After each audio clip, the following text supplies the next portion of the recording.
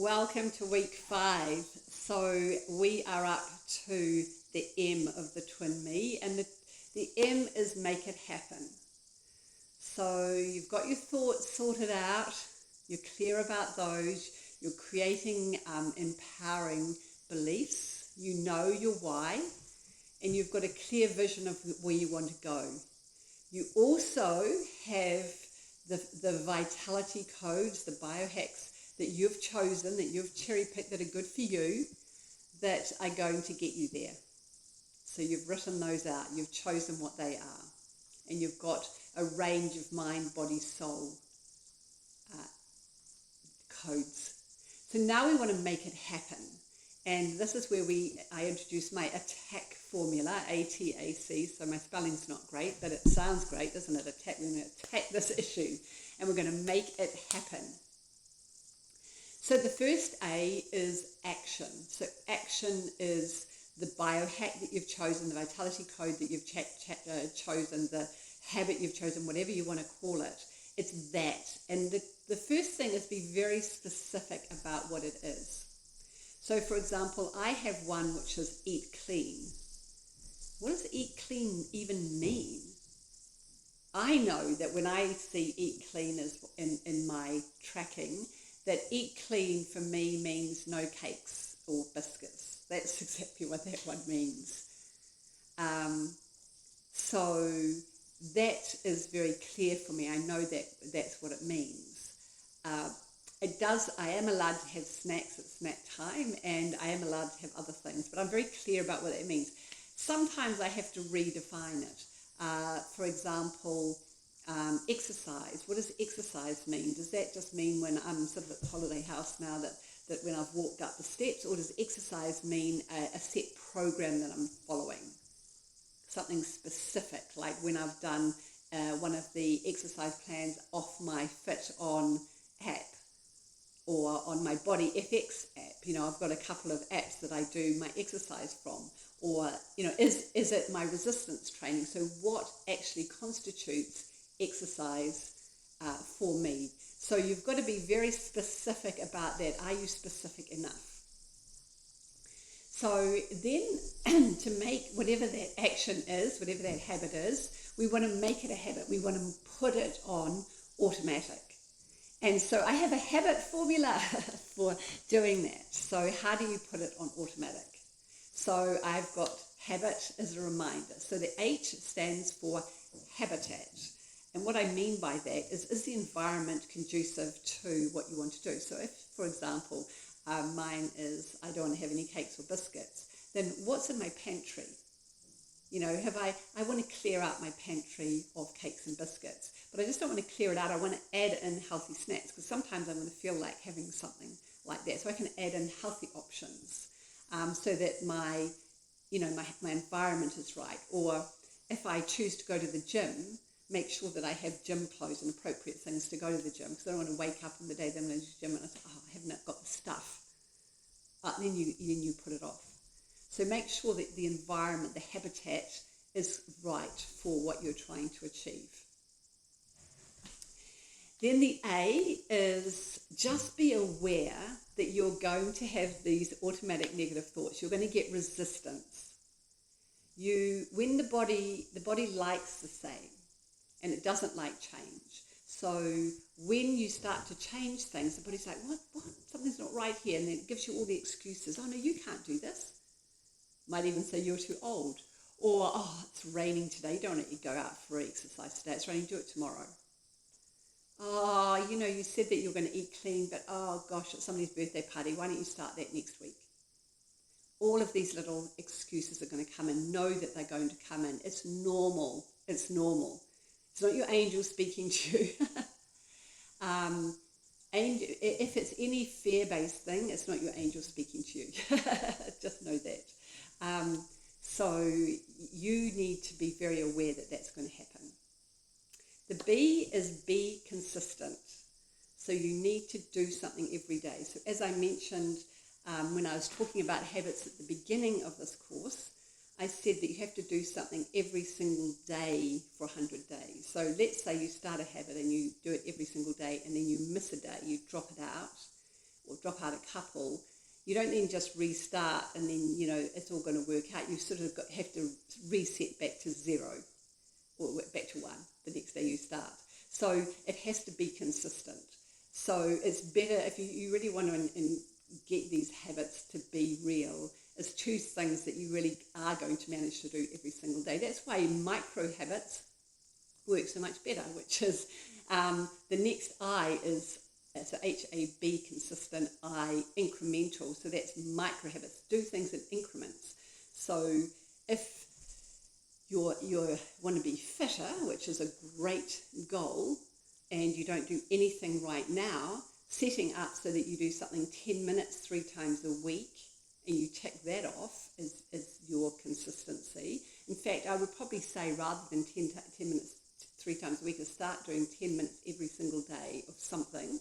So because you don't have a miss. Because when you miss a day, it's very easy just to put it off another day. So do something every single day, and you do 10 minutes every single day.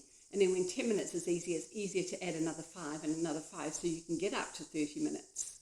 But if you start off, we'll have to do 30 minutes. There are so many reasons you can't do 30 minutes. I just don't have quite time. Oh, I've got to go there. That's why 10 to 15 minutes is perfect for me, because it's like, really? You can find 10 to 15 minutes for anything you want in your day. So I'm going to do this.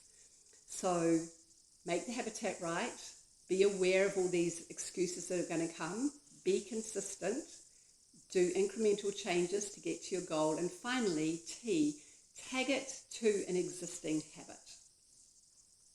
So what do I mean by that? I take supplements. So a daily supplement, I actually have it. I have my supplements right where I have my breakfast making stuff. So when I'm making my breakfast, it's right there. My collagen that I take is right next to the kettle, because it's the first thing I have in the morning before I have my cup of tea. Is, oh, there's my collagen. You could tag it to something already. If it's a nighttime ritual or a morning ritual that you do want to do, and it's related to the bathroom, put it next to your toothbrush, because you clean your teeth.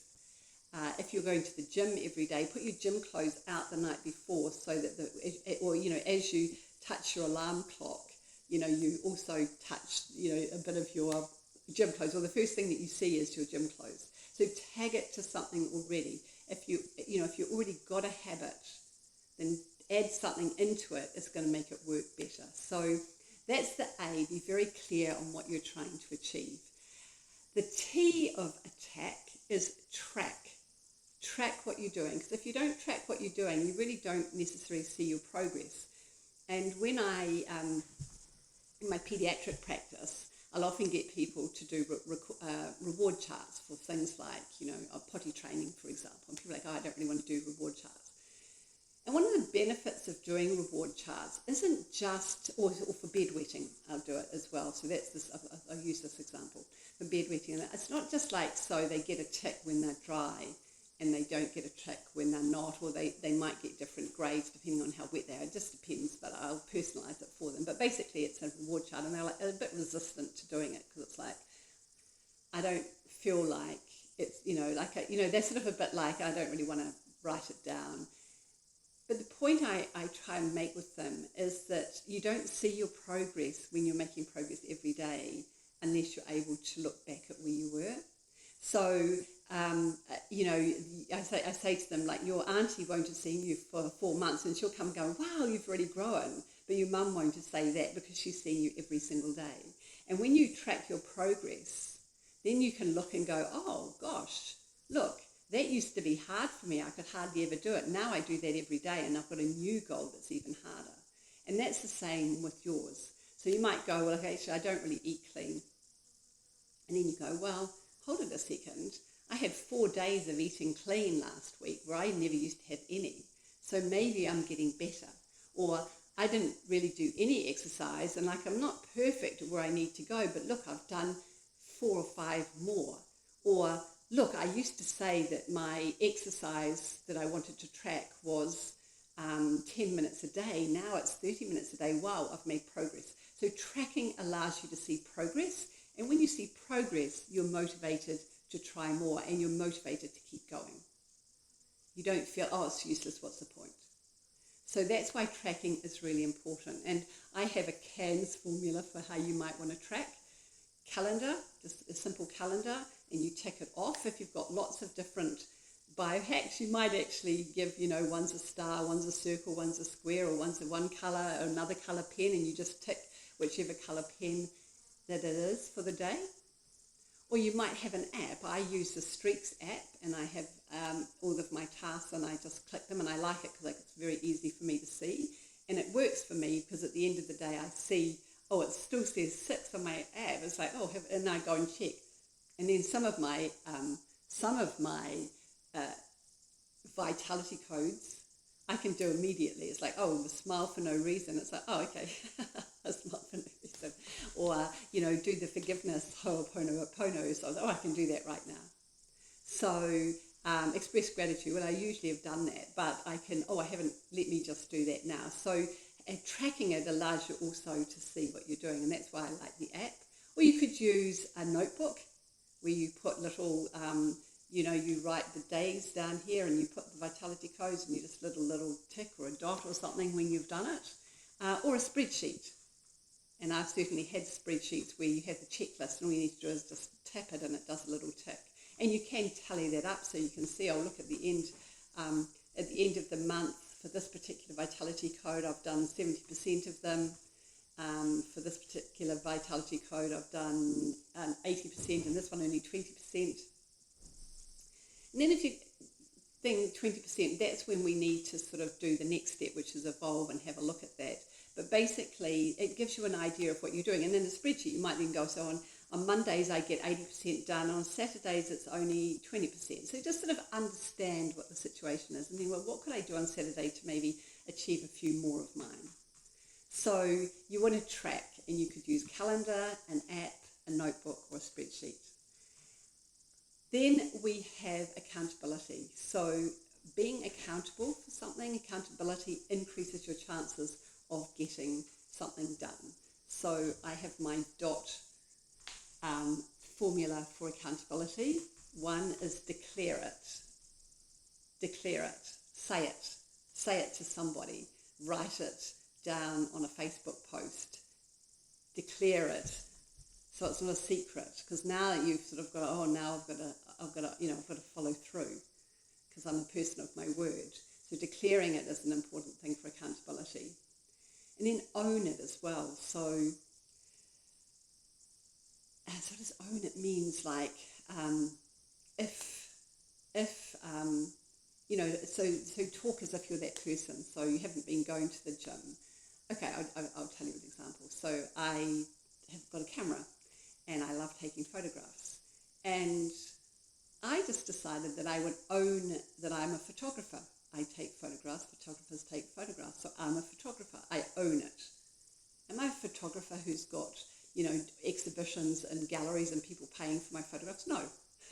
No. But I am a photographer, so I've owned that. I am health conscious. I am a fitness enthusiast. Doesn't mean that I run marathons. I don't. I'm not going to, probably. I choose not to. But you see, you want to own it. And sometimes owning it, I've certainly been, I don't know if you know Kate O'Brien, but she sort of talks about throwing your hat over the fence. So it's like you do something that means now you've got to do it. So for her, if you throw your hat over your fence, now I've got to get up and go and get it. So for example, owning it might be you want to do your gym thing, so you actually buy the gym membership for the year. Okay, now you've paid, you've got to go and do it. Now you've really got to go and do it now. So really own it, not just like, it's that sort of, don't make it sort of peripheral to you. Make whatever action it is part of your being. You act like that, you talk like that, you are it. It's not exactly fake it till you make it, but it's along those sort of lines. You become, you be what you want. We often think that if I have this, or if I do this, I can have this, and then I'll be that. But actually we want to be that, and if we be that, then we can do and have whatever we want. So own it. And then finally, T for accountability is team. So being in a team, either you and one other person or you in a group, to sort of keep you on track and accountable. And it might be that you just set it up that you have one friend, and at the end of every week you write and say, I did 80% of my goals, or I did this goal, or you send them a message, say, I did this today, or you might do it every day, but you set up some sort of accountability like that. And this group can be that. You can choose and get a partner here, or you could just, use this group to be your accountability partner. And I've done that, and we can support each other in that, because we all need to have support. And then finally, C, ATAC, is celebrate.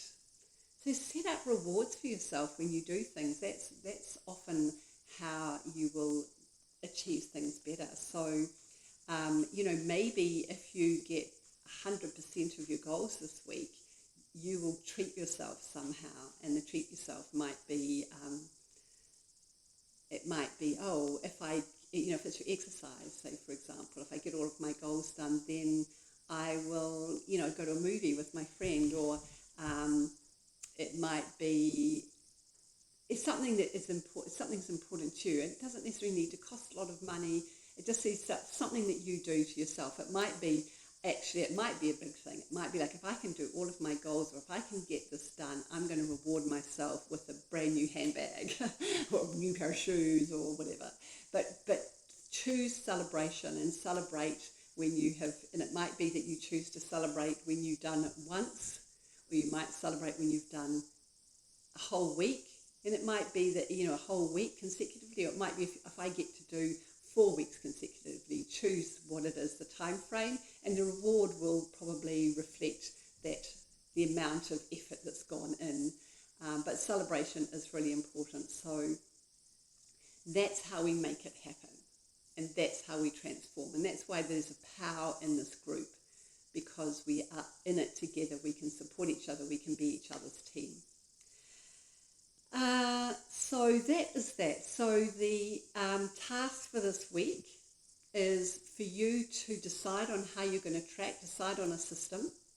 If you're interested in the app that I use, it's called Streaks. I think I pay for it, but I think it wasn't expensive. It was a one-off payment, but you can create a spreadsheet by yourself, or you can, just get a notebook or use the calendar. So choose what you're going to do, and then you have got your vitality codes, your first set of vitality codes. Put them on the put them on your tracking sheet, so it's all looking there, ready to go. And use this week to start tracking and see how you do over the next week, because that's a really important point before we get to next week, which is how we evolve and make this a living thing, a dynamic thing. And finally, a biohack for this week, I want you to add this in, is smile for no reason. And you don't have to do this long term, but just do it for this week. Smile for no reason. So just find something every day to smile. So you often, we can have a place in our heads, so a happy place. My happy place is where I am right now. It's off the grid. I think it showed you. I want to show you again. Oopsie. So that's the sea out there, the bay, got the bush.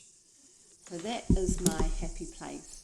And anytime I think of my happy place in my head, which I can do easily, I smile. So I can smile for no reason. What I mean for no reason is that no one else external to me has made me smile. And there is good research that shows that they've done things where people have had to hold chopsticks and things like this up, and that actually just moving your muscles in that sort of smiling way sets off the good hormones in the body. But it's important that the eyes and the mouth, so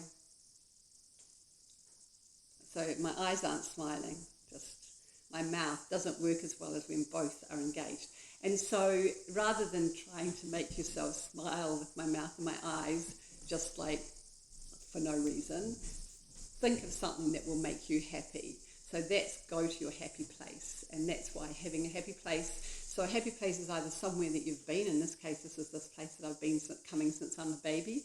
Or it might be somewhere that you could imagine going that would be beautiful. It might be a white sandy beach with the sun on your skin.